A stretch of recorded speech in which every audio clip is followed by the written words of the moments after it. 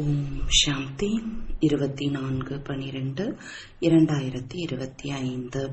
இனிமையான குழந்தைகளே, அழியாத ஞான ரத்தினங்களின் தானம்தான் மகாதானமாகும். இந்த தானத்தினால்தான் ராஜ்யம் பலனாக கிடைக்கிறது. ஆகவே மகாதானி ஆகுங்கள். கேள்வி: எந்த குழந்தைகளுக்கு சேவையில் ஆர்வம் இருக்கிறதோ அவர்களின் முக்கியமான அடையாளங்கள் என்னவாக இருக்கும்? பதில்: அவர்களுக்கு பழைய உலகின் சூழ்நிலைகள் முற்றிலும் நன்றாக இருக்காது. அவர்களுக்கு பலருக்கு சேவை செய்து தனக்கு சமமாக மாற்றுவதில் மகிழ்ச்சி இருக்கும். மூன்றாவது, அவர்கள் படிப்பதிலும் படிக்க வைப்பதிலும் தான் ஓய்வை பெறுவார்கள். நான்காவது, புரிய வைத்து தொண்டை வலித்தாலும் மகிழ்ச்சியாக இருப்பார்கள். ஐந்தாவது, அவர்களுக்கு யாருடைய சொத்தும் தேவையில்லை. அவர்கள் யாருடைய சொத்திற்கு பின்பும் தன்னுடைய நேரத்தை இழக்க மாட்டார்கள். ஆறாவது, அவர்களின் பற்று நாலாபுறங்களில் இருந்தும் துண்டிக்கப்பட்டிருக்கும். ஏழாவது, அவர்கள் தந்தைக்கு சமமாக பிறரை முன்னேற்றுபவர்களாக இருப்பார்கள். அவர்களுக்கு சேவையை தவிர வேறு எதுவும் இனிமையாக இருக்காது. பாடல்: ஓம் நம சிவாய. ஓம் சாந்தி. ஆன்மீக தந்தை என்று யாருடைய புகழை கேட்டீர்களோ அவர் அமர்ந்து குழந்தைகளை பாடம் கற்க வைக்கிறார். இது பாடசாலை அல்லவா? நீங்கள் அனைவரும் இங்கே ஆசிரியரிடம் பாடம் படித்து கொண்டு இருக்கிறீர்கள். இவர் பரம ஆசிரியர். இவருக்கு பரமபிதா என்று கூறப்படுகிறது. பரமபிதா என்று ஆன்மீக தந்தைக்கு தான் கூறப்படுகிறது. லௌகீக தந்தையை ஒரு பொழுதும் பரம தந்தை என்று கூற முடியாது. இப்பொழுது நாம் பரலௌகீக தந்தையிடம் அமர்ந்து இருக்கிறோம் என்று நீங்கள் கூறுகிறீர்கள். சிலர் அமர்ந்திருக்கிறார்கள், சிலர் விருந்தினராக வருகிறார்கள். நாம் எல்லையற்ற தந்தையிடமிருந்து சொத்தை அடைவதற்காக அமர்ந்திருக்கிறோம் என நீங்கள் புரிந்து கொள்கிறீர்கள். எனவே உள்ளுக்குள் எவ்வளவு மகிழ்ச்சி இருக்க வேண்டும். மனிதர்கள் பாவம் கதறிக்கொண்டு இருக்கிறார்கள். இந்த சமயம் உலகத்தில் அனைவரும் உலகில் அமைதி வேண்டும் என்று கூறுகிறார்கள். அவர்களுக்கு இது தெரியவில்லை. அமைதி என்றால் என்ன? ஞானக்கடல், அமைதியின் கடல் பாபாதான் அமைதியை உருவாக்கக்கூடியவர் ஆவார். நிராகார உலகத்தில்தான் அமைதி இருக்கிறது. இங்கே உலகில் அமைதி எப்படி வரும் என்று கதறுகிறார்கள். இப்பொழுது புதிய உலகம் சத்யுகத்தில்தான் அமைதி இருந்தது. அப்பொழுது ஒரு தர்மம் இருந்தது. புதிய உலகத்திற்கு சொர்க்கம், தேவதைகளின் உலகம் என்கிறார்கள்.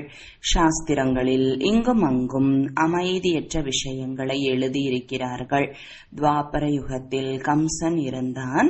பிறகு இரண்யகசிபுவை சத்யுகத்தில் காண்பிக்கிறார்கள். திரேதா யுகத்தில் ராவணனுடைய சண்டை என காண்பிக்கிறார்கள். அனைத்து இடங்களிலும் அமைதியற்ற தன்மையை காண்பித்திருக்கிறார்கள். பாவம், மனிதர்கள் எவ்வளவு ஆழமான இருளில் இருக்கிறார்கள். எல்லையற்ற தந்தையை அழைக்கிறார்கள். இறை தந்தை வரும்பொழுதுதான் அவர் அமைதியை உருவாக்குகிறார். இறைவனை பற்றி அறியவே இல்லை. புதிய உலகத்தில்தான் அமைதி இருக்கிறது, பழைய உலகத்தில் இல்லை. புதிய உலகத்தை உருவாக்கக்கூடியவர் தந்தைதான். அமைதியை உருவாக்குங்கள் என அவரைதான் அழைக்கிறார்கள்.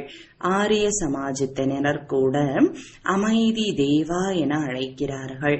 முதலில் தூய்மை என பாபா கூறுகிறார். இப்பொழுது நீங்கள் தூய்மையாக ஆகிக் கொண்டிருக்கிறீர்கள். அங்கே தூய்மையும் இருக்கிறது, அமைதியும் இருக்கிறது, ஆரோக்கியம், செல்வம் அனைத்தும் இருக்கிறது. செல்வம் இல்லை என்றால் மனிதர்கள் வாடி போகிறார்கள். நீங்கள் இங்கே லக்ஷ்மி நாராயணரை போல செல்வந்தர்களாக மாறுவதற்காக வருகிறீர்கள். இவர்கள் உலகத்திற்கே அதிபதியாக இருந்தார்கள் அல்லவா? நீங்கள் உலகத்திற்கு அதிபதி ஆவதற்காக வந்துள்ளீர்கள். ஆனால் அனைவரின் புத்தியும் வரிசைப்படியாக இருக்கிறது.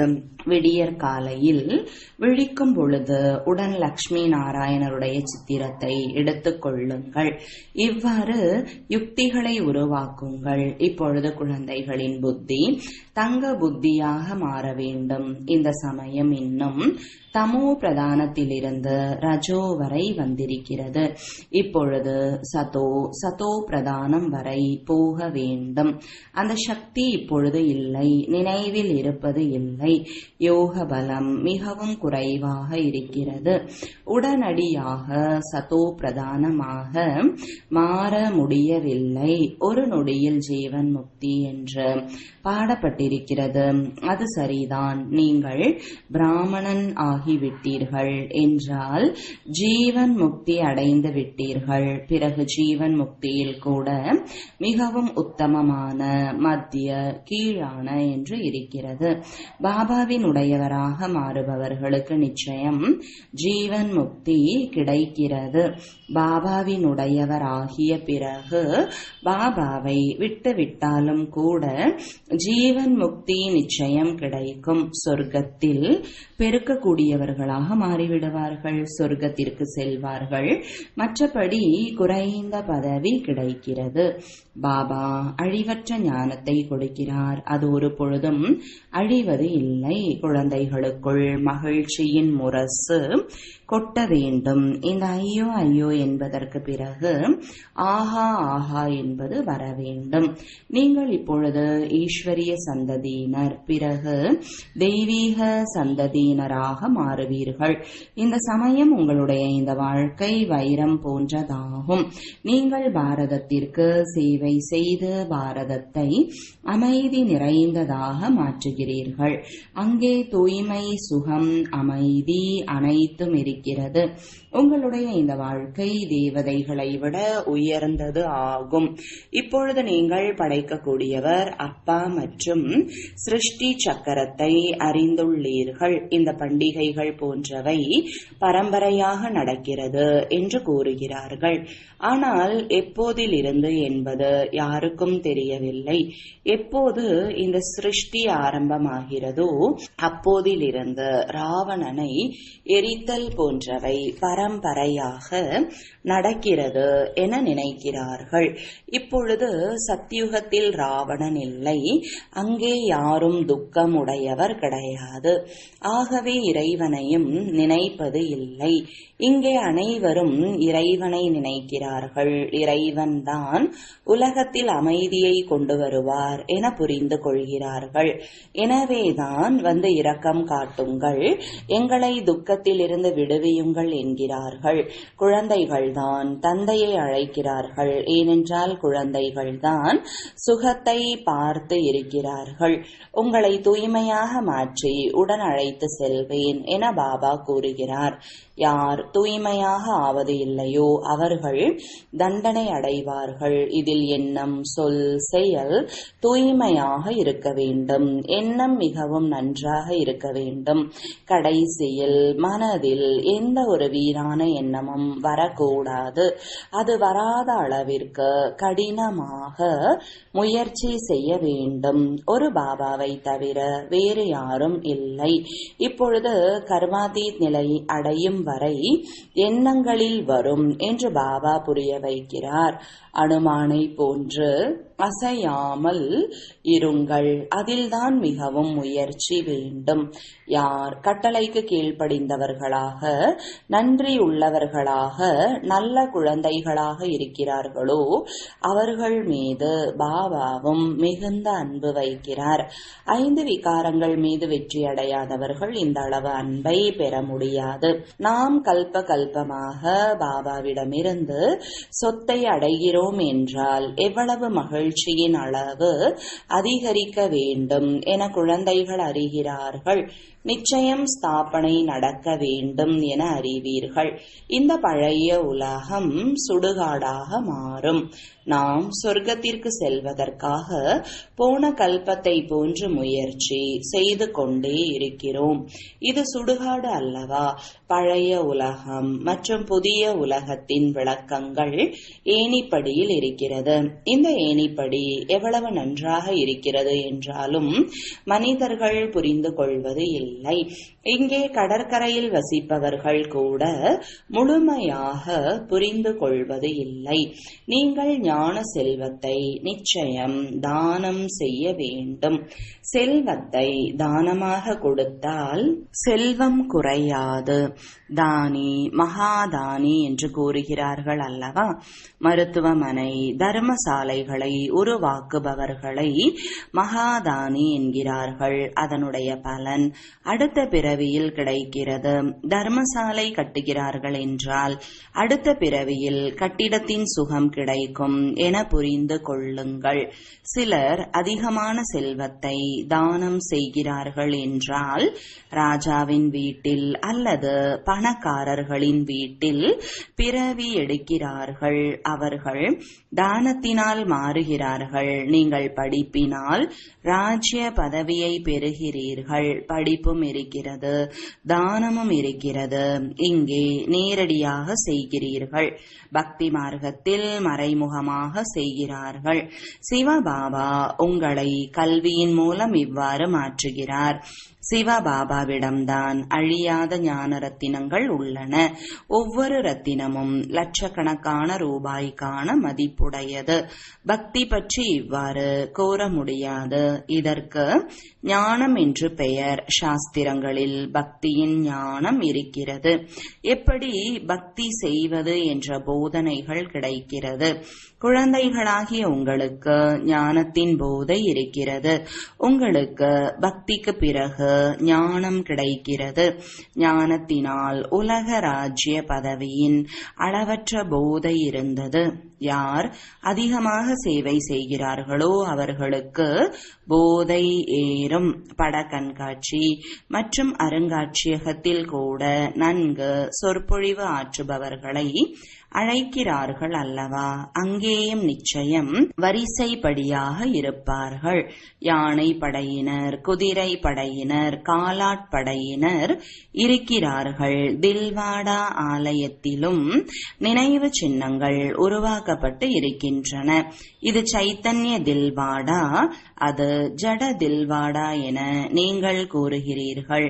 நீங்கள் குப்தமாக இருக்கிறீர்கள். ஆகவே உங்களை பற்றி தெரியவில்லை. நீங்கள் ராஜ ரிஷி, அவர்கள் ஹடயோக ரிஷி ஆவார்கள். இப்பொழுது நீங்கள் ஞானேஸ்வரி. ஞானக்கடல் பாபா உங்களுக்கு ஞானத்தை கொடுக்கிறார். நீங்கள் அழிவற்ற மருத்துவரின் குழந்தைகள். மருத்துவர்தான் நாடி பார்ப்பார். யார் தன்னுடைய நாடியை தெரிந்து கொள்ளவில்லையோ அவர்கள் மற்றவர்களுடையதை எப்படி அறிவார்கள்? நீங்கள் அழிவற்ற மருத்துவரின் குழந்தைகள் அல்லவா? ஞான மையை சத்குரு அளித்தார். இது ஞான ஊசி அல்லவா? ஆத்மாவிற்கு தான் ஊசி போடப்படுகிறது. இந்த மகிமைகளும் இப்போதையதுதான். சத்குருவிற்கு புகழ் இருக்கிறது. குருக்களுக்கும் ஞான ஊசியை சத்குருதான் போடுவார். நீங்கள் அழிவற்ற மருத்துவரின் குழந்தைகள் என்றால் உங்களுடைய வேலை ஞான ஊசியை போடுதல் ஆகும். மருத்துவர்களில் கூட ஒரு சிலர் மாதத்திற்கு 1,00,000 என்றும் ஒரு சிலர் 500 கூட கஷ்டப்பட்டு சம்பாதிக்கிறார்கள். வரிசைப்படியாக ஒருவர் இன்னொருவரிடம் செல்கிறார்கள் அல்லவா? உயர் நீதிமன்றம், உச்ச நீதிமன்றத்தில் தூக்கில் போட வேண்டும் என தீர்ப்பு கிடைக்கிறது. பிறகு குடியரசுத் தலைவரிடம் மனு கொடுத்தால் அவர் மன்னித்து விடுகிறார். குழந்தைகளாகிய உங்களுக்கு போதை இருக்க வேண்டும், பரந்த மனம் இருக்க வேண்டும். இந்த பாக்ய ரதத்தில் பாபா நுழைந்திருக்கிறார் என்றால் இவரை பாபா பரந்த மனம் உடையவராக ஆக்கிவிட்டார் அல்லவா? தான் எது வேண்டுமானாலும் செய்யலாம் அல்லவா? அவர் இவருக்குள் வந்து அதிபதியாக அமர்ந்திருக்கிறார். இந்த அனைத்தையும் பாரதத்தின் நன்மைக்காக பயன்படுத்த வேண்டும். நீங்கள் பணத்தை பாரதத்தின் நன்மைக்காக போடுகிறீர்கள். செலவிற்கு எங்கிருந்து வருகிறது என சிலர் கேட்கிறார்கள். நாங்கள் நாங்கள் எங்களுடைய உடல் மனம் பொருளால் சேவை செய்கிறோம் என்று கூறுங்கள். நாம் ராஜ்யம் செய்கிறோம் என்றால் நாம் தான் பணத்தையும் போட வேண்டும். நாங்களேதான் எங்களுக்காக செலவு செய்கிறோம். பிராமணர்களாகிய நாம் ஸ்ரீமத் படி ராஜ்யத்தை ஸ்தாபனை செய்கிறோம். யார் பிராமணன் ஆகிறார்களோ அவர்களே செலவு செய்வார்கள். சூத்ரனில் இருந்து பிராமணன் ஆக வேண்டும், பிறகு தேவதை ஆக வேண்டும். அனைத்து படங்களையும் இவ்வாறு டிரான்ஸ்லேட்டாக செய்துவிட்டால் அது மனிதர்களை கவரும் என பாபா கூறுகிறார். ஒரு சிலருக்கு அம்பு உடனே பாய்ந்து விடுகிறது. ஒரு சிலர் மாயாஜாலத்தின் பயத்தினால் வருவது இல்லை. மனிதனிலிருந்து தேவதையாக ஆகுதல் மாயாஜாலம் அல்லவா? நான் உங்களுக்கு ராஜயோகத்தை கற்பிக்கிறேன். இறைவனின் வாக்கு. ஹட்டயோகி ஒரு பொழுதும் ராஜயோகத்தை கற்பிக்க முடியாது. இந்த விஷயங்களை இப்பொழுதுதான் நீங்கள் புரிந்து கொள்கிறீர்கள். நீங்கள் ஆலயத்தில் இடம்பெறும் அளவிற்கு தகுதியை அடைந்து கொண்டு இருக்கிறீர்கள். இந்த சமயம் இந்த உலகம் முழுவதும் எல்லையற்ற இலங்கையாக இருக்கிறது. முழு உலகத்திலும் ராவணனுடைய ராஜ்யம் நடக்கிறது. மற்றபடி சத்யுகம் திரேதா யுகத்தில் இந்த ராவணன் எப்படி இருக்க முடியும்? நான் இப்பொழுது என்ன கூறுகிறேனோ அதை கேளுங்கள் என பாபா கூறுகிறார். இந்த கண்களினால் எதையும் பார்க்காதீர்கள். இந்த பழைய உலகம் அழிய போகிறது. ஆகவே நாம் நம்முடைய சாந்தி தாமம் சுகதாமத்தை தான் நினைக்கிறோம். இப்பொழுது நீங்கள் பூஜாரியிலிருந்து பூஜைக்கு உரியவராக ஆகிறீர்கள். இவர் நம்பர் 1 பூஜாரியாக இருந்தார். நாராயணனுடைய பூஜை அதிகமாக செய்திருக்கிறார். இப்பொழுது மீண்டும் பூஜைக்கு உரிய நாராயணனாக மாறிக்கொண்டிருக்கிறார். நீங்களும் முயற்சி செய்து மாற முடியும். ராஜ்யம் நடக்கிறது அல்லவா? முதலாம் எட்வர்ட், இரண்டாம் எட்வர்ட், மூன்றாம் எட்வர்ட் என்று இருப்பது போல நீங்கள் சர்வவியாபி என்று கூறி என்னை புறக்கணித்து வந்துள்ளீர்கள் என பாபா கூறியுள்ளார். இருப்பினும் நான் உங்களுக்கு உதவி செய்கிறேன். இந்த விளையாட்டே இவ்வாறு அதிசயமாக உருவாக்கப்பட்டிருக்கிறது. நிச்சயம் முயற்சி செய்ய வேண்டும். போன கல்பத்தில் யார் முயற்சி செய்தார்களோ அவ்வாறே நாடகத்தின்படி செய்வார்கள். எந்த குழந்தைகளுக்கு சேவையின் ஆர்வம் இருக்கிறதோ அவர்களுக்கு இரவும் பகலும் இந்த சிந்தனை ஓடுகிறது. குழந்தைகளாகிய உங்களுக்கு பாபாவிடமிருந்து வழி கிடைக்கிறது என்றால் சேவையை தவிர வேறு எதுவும் உங்களுக்கு நன்றாக இருக்காது. உலக சூழ்நிலைகள் பிடிக்காது. சேவை செய்யக்கூடியவர்களுக்கு சேவை இல்லாமல் ஓய்வு இல்லை. ஆசிரியருக்கு படிக்க வைப்பதில் ஆனந்தம் வருகிறது. இப்பொழுது நீங்கள் உயர்ந்த ஆசிரியராக ஆகிறீர்கள். உங்களுடைய தொழிலே இதுவாகும். எவ்வளவு பேரை தனக்கு சமமாக நல்லவர்களாக ஆசிரியர் மாற்றுகிறார்களோ அவ்வளவு அவருக்கு பரிசு கிடைக்கிறது. அவர்களால் படிக்க வைக்காமல் ஓய்வாக இருக்க முடியாது. பட கண்காட்சிகளில் இரவு 12 மணி ஆகிவிட்டாலும் கூட மகிழ்ச்சி ஏற்படுகிறது. களைப்பு ஏற்பட்டாலும் தொண்டை கட்டி போனாலும் கூட மகிழ்ச்சியில் இருக்கிறார்கள். ஈஸ்வரிய சேவை அல்லவா? இது மிகவும் நல்ல உயர்ந்த சேவை. அவர்களுக்கு வேறு எதுவும் இனிமையானதாக இருக்காது. நாங்கள் இந்த கட்டிடம் போன்றவைகளை வாங்கி என்ன செய்வோம்? நாங்கள் படிக்க வைக்க வேண்டும் என்பார்கள். இந்த சேவை செய்ய வேண்டும். சொத்து போன்றவைகளில் சண்டைகளை பார்த்தால் இந்த தங்கம் எதற்கு? காதை துண்டிப்பதற்கு என்பார்கள். சேவையின் மூலமாக கரை சேர்ந்து விட வேண்டும். கட்டிடம் அவர்களின் பெயரிலேயே இருக்கட்டும் என்று பாபா கூறுகிறார். பிகேக்கள் சேவை செய்ய வேண்டும். இந்த சேவையில் வெளிபந்தனம் நன்றாக இல்லை. சிலருக்கு பற்று போகிறது, சிலருடைய பற்று துண்டிக்கப்பட்டு விடுகிறது. மன்மனாபவ என்றால் உங்களின் பாவ கர்மங்கள் அழியும் என்று பாபா கூறுகிறார். மிகவும் உதவி கிடைக்கிறது.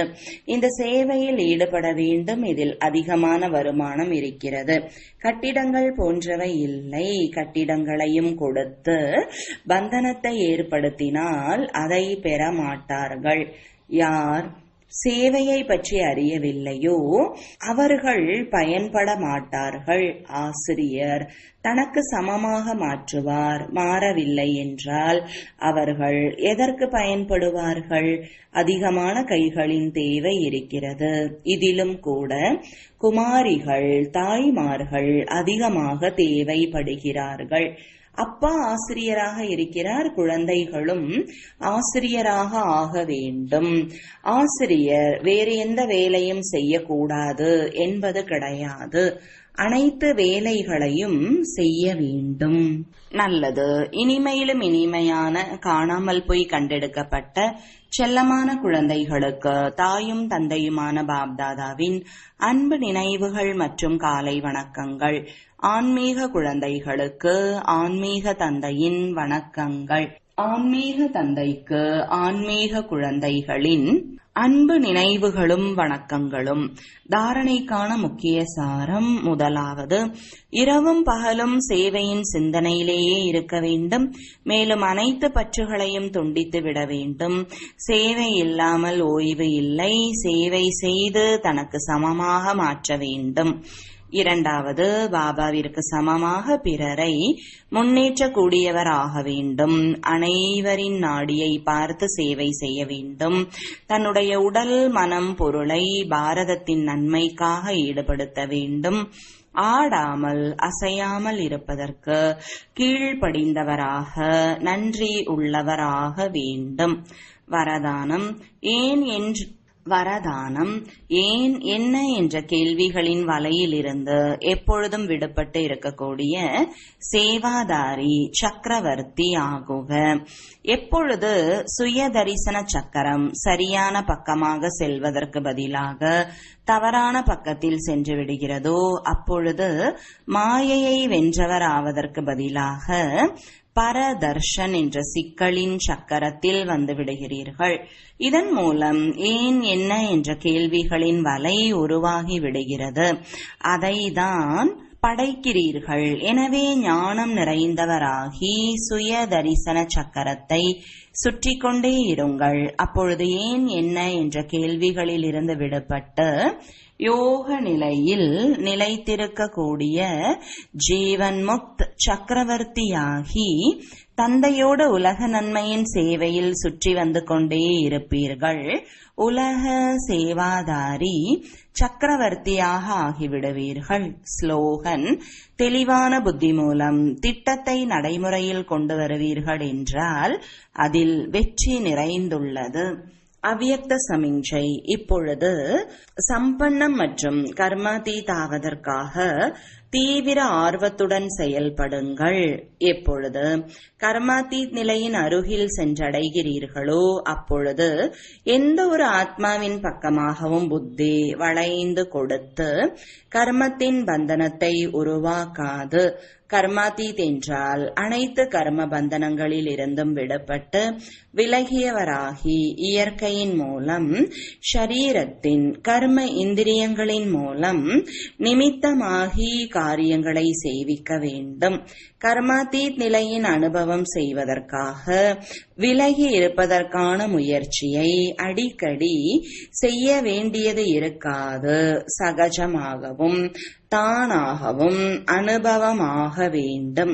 செய்விப்பவர் மற்றும் செய்கின்ற இந்த கர்ம இந்திரியங்கள் தனித்தனியாக உள்ளன. ஓம் சாந்தி.